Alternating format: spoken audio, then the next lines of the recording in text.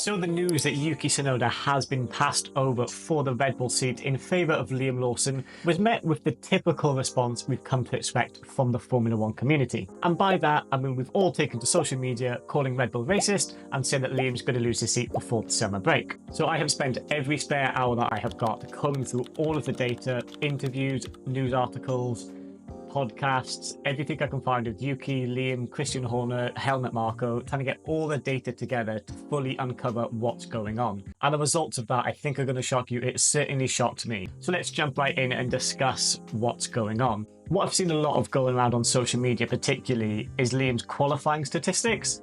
Since they've been teammates this year, it is 6-0 to Yuki in qualifying, which doesn't make for great reading if you're a Lawson fan. But if we take a closer look at the data, there's a lot more than meets the eye here. I found this chart here on racefans.net. It is fantastic, so shout out to whoever made the chart. And this compiles all 11 races that Yuki and Liam have been teammates for. And the qualifying again is 10-1 in favour of Yuki, which again doesn't make for great reading as a Lawson fan. So obviously Yuki is definitely winning the qualifying battle here. Although compiling their time as teammates in the last 6 races of this year, the average qualifying gap has only been 2.66 seconds, which, comparing a driver with 11 Grand Prix compared to 87 and in his 4th year of Formula One, I think we can give Liam a bit of the benefit of the doubt here, only being 2/10 off a very experienced teammate without having pre-season testing under his belt. But then when we look at who finished ahead of who in the races, 5-4 in favour of Yuki is a lot closer than I think a lot of fans would have expected. I certainly wasn't expecting that myself. Obviously the laps in the lead, Yuki absolutely destroyed Liam there. But as for the points scored, which obviously is what Formula One is all about, scoring the points, 8 points to Yuki and 6 for Liam.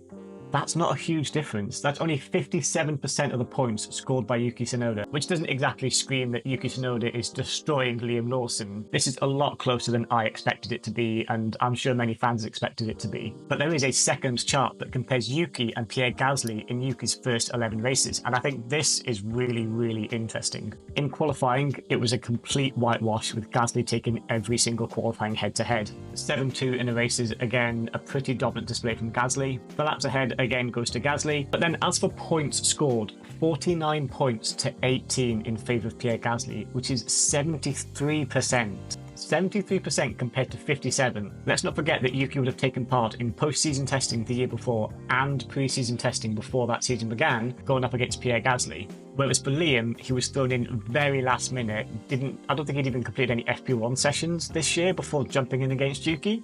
And again, when this was happening, no one was claiming that Yuki Tsunoda is getting destroyed, or that Yuki needs to go, or that Yuki doesn't deserve to be in Formula One. We were all saying, yes, Gasly's beating him, but it's Yuki's first year, he needs to embed himself in the team, he's a rookie, let's not look too much at the numbers. So you could definitely say that Liam is a lot closer to Yuki than Yuki was to Gasly within the same time frame. What we need to consider as well is that Red Bull want the driver with the highest performance ceiling possible, and you certainly could argue that Yuki should be around his prime now. He's in his 4th year with the same team, he's fully embedded in there, he knows the engineers, he knows all the tracks we're racing at, he should be in his prime. So the fact that he's only outscored Liam by 2 points, and the qualifying gap being just over 2/10, you can understand how Red Bull would look at that information and come to the conclusion that Liam maybe has a higher ceiling. If he's coming in as a rookie and he's already biting at the heels of Yuki Tsunoda, it's hard to deny that Liam maybe has got a higher ceiling for performance. Let's not forget that Liam Lawson hasn't raced at a number of the circuits that we've been to this year. There is also the issue of Yuki Tsunoda's driver feedback when it comes to car setup.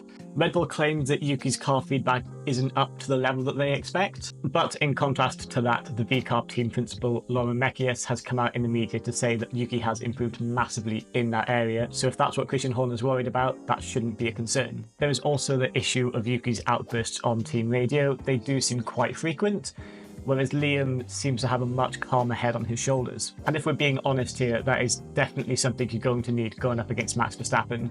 Sergio Perez said himself that he really wouldn't want to be a young driver, particularly a rookie, going into that team up against Max. It could be career ending before it's even started. So having a driver with a calm head going up against Max Verstappen is absolutely vital. And I don't think that Red Bull have faith that Yuki Tsunoda wouldn't crumble in that environment. Many drivers have gone in there and crumbled. It it looks like Red Bull think that Liam isn't going to struggle the same way that so many other drivers have. And of course, there is all the behind information that us as fans don't have access to, whether that's in practice sessions where we don't know what fuel loads are, what run plans the drivers are on. For all we know, Liam could be killing it in the practice sessions and then maybe just doesn't quite get the lap together in qualifying. And of course, these drivers spend hours and hours and hours in the simulator that we'll never get to see that information. If you made it this far through the video, please consider dropping a like, a comment or a subscribe. I hit 185 subscribers the other day. I'd love to reach 200 before the end of the week. But for anyone claiming that Liam Lawson doesn't deserve this seat, I think is pretty unjustified. Liam's been knocking on the door of Formula 1 for years now and has finally got his opportunity at a full race season. And no, I don't think that Yuki should have gotten the Red Bull seat this year. I think that he should have gotten it back in 2023. I think after 21 and 22, Red Bull should have had enough information on Sergio Perez to know that he wasn't up to the level they were expecting and replaced him then with Yuki Tsunoda. In the junior team then, you could have had Liam Lawson up against either Nick de Vries, Isaac Hadjar, Imo Iwasa maybe. That way, you would have had a full year of Yuki in 2023 and perhaps even 2024 as well to fully evaluate him up against Max Verstappen before deciding to put Liam in for 2025. From Liam's point of view, he was overlooked in 2023 when they decided to put Nick de Vries in the car, which I still don't fully understand. You had plenty of young Red Bull talent that you could have hired, and you hired Nick de Vries because he did one race in a Williams at Monza and scored some points. And then after that, for the 2024 season, they could have signed Liam then, but they chose to sign Danny Rick after he'd come back from a terrible time at McLaren. I love Danny Rick. I wanted him to come back. I just don't see why putting Danny Rick in the junior team was ever an idea. I mean, you've got young drivers. Why are we not promoting the young drivers? And if you have been following Liam Lawson's career the way I have throughout Formula 3, Formula 2, DTM, Super Formula, you'll know exactly what I'm talking about here. Liam is incredible when it comes to adaptability of driving the car, which is going to be hugely important in the Red Bull. We all know that Red Bull set the car up the way that Max wants, and the car is very much geared to get the best out of Max Verstappen. So you're going to need a driver to go into that seat that can drive any car they're given, because they're not going to change the setup to suit Liam. They're going to have it to keep Max. Max is their golden boy. He has been for years. We all know that. So they're going to need someone who's able to adapt on the fly, and I think that Liam is that guy. And there's one more thing I want to point out as well here, and that is that although Yuki Tsunoda is a Red Bull junior driver, he has always really been a Honda driver. Back when Honda signed with Red Bull, one of the terms of the contract was that they have say over one of the drivers, whether that be in the Red Bull or the Toro Rosso, AlphaTauri, EP car, whatever it is at the time. And their driver of choice was Yuki Tsunoda. Japanese engine supplier, Japanese driver, it just makes sense. But now that Honda is set to leave Red Bull at the end of 2025, the writing sort of is on the wall for Yuki, and I think this news is the final nail in the coffin to say that Yuki does not have a future at the Red Bull team, which I think is a real shame. Yuki is a fan favourite, he's a fantastic driver, and I really do believe that Yuki should have had to go in the top team, whether that's for next year or back in 2023 or 2024. They shouldn't have kept Sergio so long. I think that was a huge mistake, and I think they're regretting that now. So what is next for Yuki Tsunoda? We all know that Honda are now going to partner Aston Martin, but there's not really going to be a vacancy there currently. I mean, Lance Stroll has got a seat until 21 billion. I think Fernando's going to be driving until he's 110. But in all seriousness, if Fernando does decide to retire in a year or 2 years' time, I think Yuki to Aston Martin would be a great career move. But it is clear that Yuki needs to leave the Red Bull family. It's clear from this decision that they have no faith and no intention of putting him in the top team. So Yuki is at risk of being stuck in the junior team for years and years. He's going into his 5th season in the junior team next year. I can't remember the last time a Red Bull junior did 5 years in the seconds team. Also, it can be done. We've seen Pierre Gasly leave the Red Bull family and go on to do great things with Alpine.